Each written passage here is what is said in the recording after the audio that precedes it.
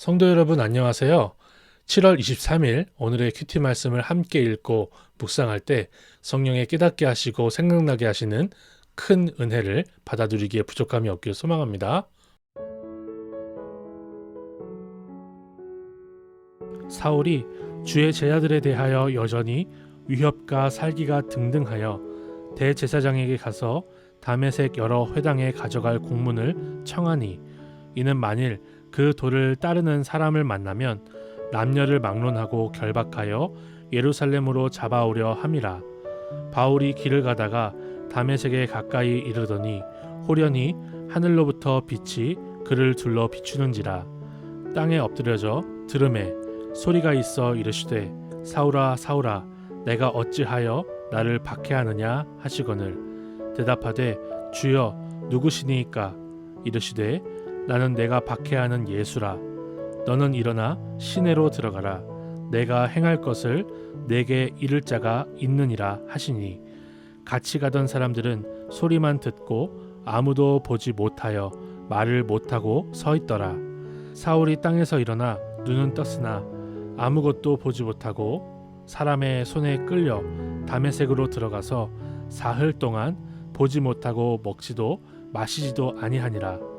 그때 다메섹에 아나니아라 하는 제자가 있더니 주께서 환상 중에 불러 이르시되 아나니아야 하시거늘 대답하되 주여 내가 여기 있나이다 하니 주께서 이르시되 일어나 집가라 하는 거리로 가서 유다의 집에서 다소 사람 사울이라 하는 사람을 찾으라. 그가 기도하는 중이니라. 그가 아나니아라 하는 사람이 들어와서 자기에게 안수하여 다시 보게 하는 것을 보았느니라 하시거늘 아나니아가 대답하되 주여 이 사람에 대하여 내가 여러 사람에게 들싸운즉 그가 예루살렘에서 주의 성도에게 적지 않은 해를 끼쳤다 하더니 여기서도 주의 이름을 부르는 모든 사람을 결박할 권한을 대제사장들에게서 받았나이다 하거늘 주께서 이르시되 가라. 이 사람은 내 이름을 이방인과 임금들과 이스라엘 자손들에게 전하기 위하여 택한 나의 그릇이라. 그가 내 이름을 위하여 얼마나 고난을 받아야 할 것을 내가 그에게 보이리라 하시니 아나니아가 떠나 그 집에 들어가서 그에게 안수하여 이르되 형제 사울아 주 곧 내가 오는 길에서 나타나셨던 예수께서 나를 보내어 너로 다시 보게 하시고 성령으로 충만하게 하신다 하니 즉시 사울의 눈에서 비들 같은 것이 벗어져 다시 보게 된지라. 일어나 세례를 받고 음식을 먹음에 강건하여 지니라.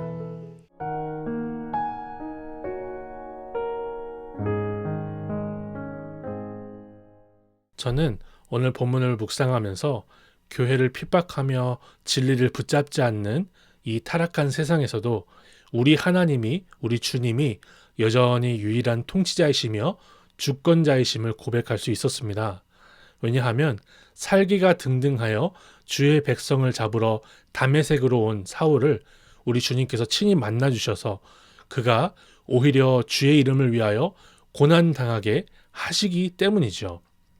그러므로 주님의 몸된 교회는 세상 권력과 사이비 단체가 무너뜨리려고 작정을 하고 덤벼들어도 절대 무너지지 않을 것이라는 것을 저는 본문을 통해서 묵상할 수가 있었습니다. 유튜브에서 몇몇 목사님들이 비대면 예배를 드리는 것 때문에 교회가 무너질까봐 걱정을 많이 하시는 것을 볼 수 있었는데요. 사실 저도 걱정이 됩니다. 이런 상황에서 오히려 우리가 모여서 예배드리고 나라와 민족을 위해서 뜨겁게 기도해도 모자랄 것 같은데 다른 시설과 모임에는 방역당국이 관대하면서 교회만 막아놓은 것이 좀 답답하기는 해요. 그러나 우리 주님은 하늘에서뿐만 아니라 이 땅에서도 유일한 통치자이십니다. 우리는 핍박하는 사울을 오히려 예수님의 이름을 위해 고난받게 하시는 우리 주님의 선하신 뜻을 구하며 사랑으로 역사하는 믿음으로 나아가야 될 줄로 믿습니다. 저는 본문을 묵상하면서 또 하나님이 우리를 통해서 하실 일을 기대할 수가 있었는데요. 왜냐하면 주님께서 사울을 직접 만나 주셨지만 그를 다시 보게 하시며 성령 충만하게 하시는 것은 아나니아를 통해서 하셨기 때문입니다. 주께서 친히 만나 주셨으니까 친히 안수하여 보게 하시고 성령으로 충만하게 하시는 것도 친히 하실 것만 같은데, 하나님은 성도를 통해서 그 일을 하게 하시는 거죠. 이렇게 주님은 사울에게 그의 몸된 교회를 소개하시는 것입니다. 저는 이 부분에서 두 가지를 생각해 볼 수 있었는데요. 주님을 만난 사람들은 반드시 교회로 모여야 한다는 것이죠. 그러므로 하나님과의 관계 회복에서 시작하는 우리 공동체는 극심한 전염병도 비대면의 상황도 막지 못하는 것입니다.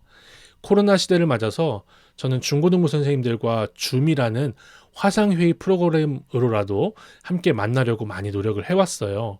그런데 생각보다 쉽지는 않더라고요. 저는 교회가 이런 때일수록 모이기에 힘써야 한다고 생각을 합니다.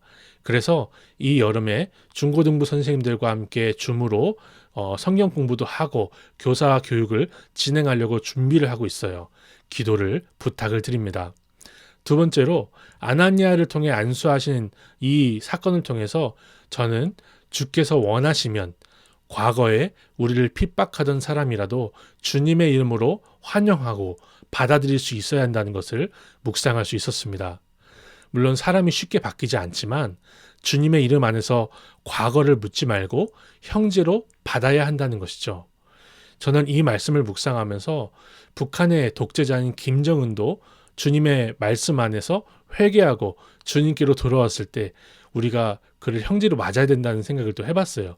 그걸 잠깐 상상을 해보니까, 묵상을 하면서 상상을 해보니까 너무나 행복하더라고요. 주님께서 부르시면 악한 자도 핍박자도 형제가 될 줄로 믿고 북한을 위해서, 악한 자들을 위해서 중도 기도할 수 있는 아나니아와 같은 제자들로 주님 앞에 설 수 있기를 소망합니다. 오늘 하루가 그러한 중도의 기도를 드릴 수 있는 하루가 되기를 소망합니다.